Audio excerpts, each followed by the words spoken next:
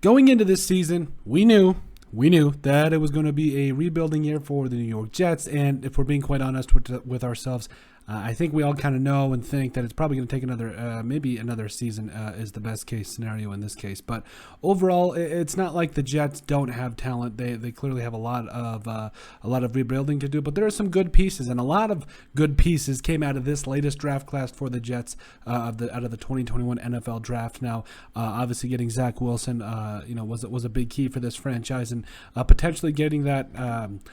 Franchise quarterback that they needed, that they absolutely, that Robert Saleh and company needed to get themselves accompanied with and get themselves a franchise quarterback was huge. So, this franchise, I think it's heading in the right direction, and I think there's a lot of good things to take away from this, this latest season with the New York Jets. And now again, I do think at the end of the day, now I think, what are they, second overall in this year's draft too? I do think it is worth mentioning that, yes, I know there's a lot of different things going on with the Jets who finished 4-13 this year. And I do think it's kind of a thing where you got to temper some things, especially with a team like this. They're a good team. And when I say good team, I mean, they're a team that, I think they're going to rebuild quickly, and I'm excited for what they do because you got to like what they do. You got to like them as a team. I think there's a lot of good things. They're the fourth overall pick. I'm sorry. The Jets are the fourth overall pick. I apologize. So overall, there's some good pieces, and let's get to them. So like we mentioned, with the second overall pick, the Jets selected Zach Wilson, quarterback out of BYU. He finished the year with over 2,300 passing yards with 9 touchdowns against 11 interceptions. I gave this grade an A because I do think Zach Wilson is the quarterback of the future, and I think he is going to be a very good player moving forward for the Jets. And I get some of the frustration or maybe some of the worry that kind of goes on with this, with franchise quarterbacks and fans. Like, I get it. I'm a Vikings fan. I had to go through it with Christian Ponder, back in the early 2010s and whatever it was. Anyway, I think it honestly comes down to the point of where, if you just watch the tape on Zach Wilson, there's a lot of good, and you got to be really excited for where this young man is heading because I think he's going to be a really good quarterback for the Jets. If they could just get him a little help, and you saw him kind of connect with guys like Elijah Moore later on in the season, and the Jets, they definitely had a good draft class. Overall, we'll get to that, but I think the Zach Wilson really started it off, and I think he's going to be a potentially really good quarterback for the Jets if they can get him some more help along the offensive line, maybe a little couple more weapons here, but I think that Robert Saleh defense is also going to get a lot better in year 2. With the 14th overall, rewind, Zach Wilson, we gave the pick an A because, yes, I know it wasn't great, but I think there's a lot to improve on, and there's a lot to build on with Zach Wilson at quarterback. First round, number 14th pick overall, Elijah Vera-Tucker played over 1,000 snaps this year, had 5 penalties and 2 sacks. Listen, I think his PFF grade was something like 67.4 or something like that. Listen, not great, but I think it's clearly an upgrade over what they've had in the past, but I think you got to realize Elijah Vera-Tucker, I think, was playing off tackle at USC, and he is going to be a hand. Like, he's just, I believe he's got everything you want out of a tackle, and I think he's going to be a really good player moving forward. Now, I know there's 2 Elijahs back to back. That was kind of funny for me, but 6'4", 315 was a guy that I was 67.2 was his PFF grade. I'm sorry, I was off by 0.02, whatever. But the point is, I think building that offensive line around Zach Wilson is step number 1. You got to get him good protection. You got to get him some weapons, and then make a judgment based on what you've seen on the field. Right now, I think he is. There's still a lot of growing room for Zach Wilson, but when you got guys like Elijah Vera-Tucker up front, it makes life a lot easier because I think Elijah Vera-Tucker is going to be a stud moving forward, and I think that you got Mekhi Becton, Elijah Vera-Tucker there, and obviously some of the latest mock drafts have had whether it's Kayvon Thibodeau out there from that edge player or whatever whatever they want to do. I've seen Evan Neal Colton, figure it out. I've seen Evan Neal mocked to the Jets. I think that would be amazing. You get 3 starting offensive linemen in the first couple of rounds here, and I think it could be a lot of fun. I think it could be very big for the Jets if they get 3 starting linemen and just figure out the rest moving forward. But I mean, Evan Neal here, Thibodeau, whatever.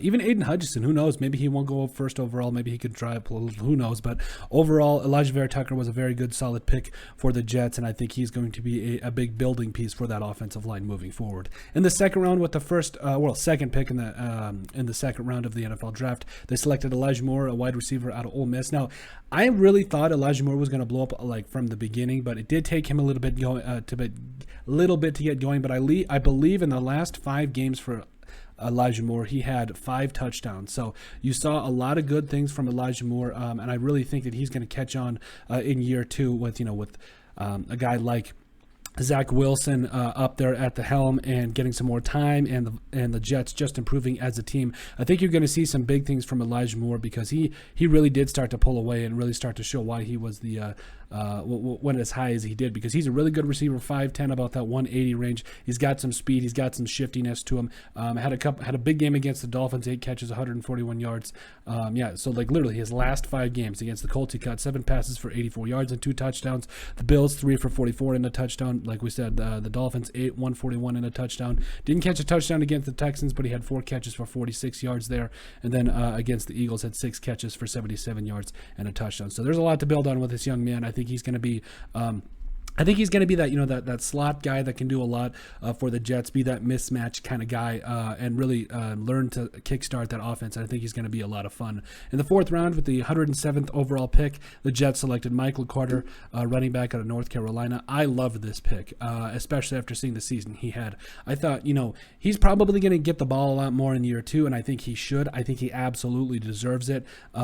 Finished the year with almost 150 carries, that is, over 630 rushing yards and 4 touchdowns. Also caught 36 passes for 325 yards. Now, I do think that he is going to be a running back you can build upon.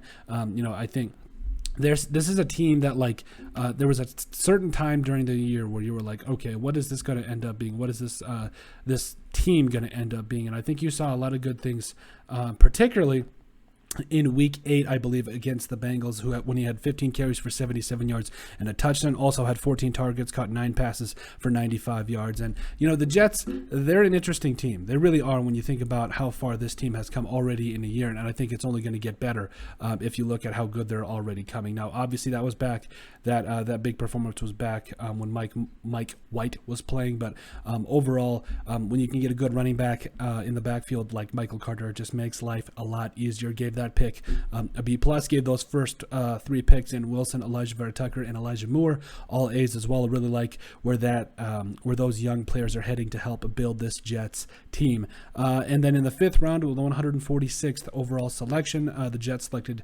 Jamien Sherwood, linebacker out of Auburn. Played in 5 games, had 15 total tackles. I gave this grade a C+. I'm kind of just waiting to see how he incorporates himself, how he kind of establishes himself in a Robert Saleh defense. I think there's a lot to build upon, the size, the speed, everything. But I'm really excited to see what he does in year 2. And with the 154th selection in the 5th round, the Jets selected Michael Carter the second. I know, Michael Carter, kind of weird. I think there was even a little bit of a Twitter going, not beef, it's like a Twitter laughing session between those two that kind of went on. But 2 Michael Carters, he got a corner in the 5th round who played in 15 games, had 7 total starts, over 70 tackles on the year for him, 5 pass deflections, also had a sack and a PFF grade of 53.7. I gave this grade a B.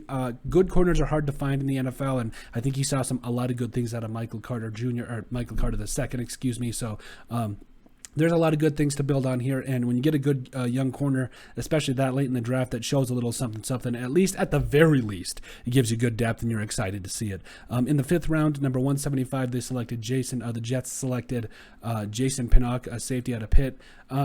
I was really encouraged by what I saw on tape here. 12 games, 2 starts, 16 total tackles, a pass defense, and a 70.4 PFF grade. I think if he can just get a little bit more time, we'll bump up that grade. And also, I think he can start to establish himself as a top safety in the NFL. I think there's a lot to work with. I absolutely do. In the 6th round, 186 overall, I'm going to try this name. I'm going to try. I think it's Hamza Nasir-Ladin. That's awful. I'm sorry. Linebacker out of Florida State, played in 12 total games, had 10 tackles. Now, again, I think he was kind of a little bit of a lighter linebacker at that 6'3", but I do think moving forward, he's going to be a really good player for him. I think, that's why you draft these guys in the later rounds, and just kind of like to see where they go and how they go. That 6'3", 215, he's going to want to put on some weight. And I mean, at the very least, he's a very good depth piece for them. Gave him a C here. And I think he's going to be really fun to watch moving forward, and hopefully provide them a lot of depth. And maybe, who knows, you never know what he could provide later on. I think he could be a good player. Then in the 6th round, they selected, I hope I say this name, Brandon Eccles, whatever, with a 200th overall pick. Played in 14 games, 63 total tackles, 2 interceptions. I think he picked off Tom Brady, had a pick 6 as well. Gave this grade to B overall. Now, he went to the University of Kentucky, from what I remember. And, there's, just like we said, there's a lot to work with. And, Northwest Mississippi. He was from... and then went on to Kentucky, excuse me. Yes, so Northwest Mississippi Community College, then went on to Kentucky. You saw a lot of good things there. I mean, 5'10", $175. He provides a lot in terms of, athletic ability. Obviously not the biggest guy out there, but that did not stop him from having a really good rookie season. There's a lot to build with a guy like with Eccles here. I think you could really start to find yourself a player that has already really notched himself out a starting role. You got potentially 2 starting corners in Michael Carter and Brandon Eccles there, or Eccles. Again, sorry if we screwed that up, but 2 really good starting corners, and I think they're only going to get better from here. And then in the their last pick with this in their last selection, this one in the 6th round at 207th overall, you got Jonathan Marshall, defensive tackle out of Arkansas here. Sorry, we didn't put that. Had 4 games and a tackle. Again, depth piece. You really like what you see, though. I mean, just pretty much everybody go down the list, all contributing for the Jets here. And like we said, there's a lot to build with here. You're going to probably see, you got at least the first 4 players contributing majorly. 5, 6, 7 players that were major contributions here out of 7. If 70% of your draft contributes at least a little bit, I mean, I would say that's really good. And the Jets had everybody that played and made a big, at least made some kind of an impact. And I think if the Jets continue to draft well and continue to develop Zach Wilson, I think this is going to be a really good team moving forward. Like I said, there's a lot to build with here. There's a lot to, a lot to eye. You got, once you can get weapons for Wilson, get him some protection, get that defense moving forward, I think this could be a pretty tough. I think Robert Saleh has this club heading in the right direction. But let us know what you guys think of our grades for the New York Jets 2021 NFL draft picks. Make sure you guys like and subscribe down below. Leave a like and a comment. It helps people find the show. We greatly appreciate all the support that we've gotten and continue to get. You guys are all truthfully awesome, and we love every single one of you. Check out our website at thesportsbriefpodcast.com. Also in the description down below, you'll find all of our social media platforms, so give us a like and a follow there. You'll also find all of our links to our iTunes. Make sure you guys give us a listen and sub there. And if you have anything else you'd like us to cover, send us an email at thesportsbp@yahoo.com or put it in the comment section down below. But let us know what you guys think about our grades for the New York Jets 2021 NFL draft picks.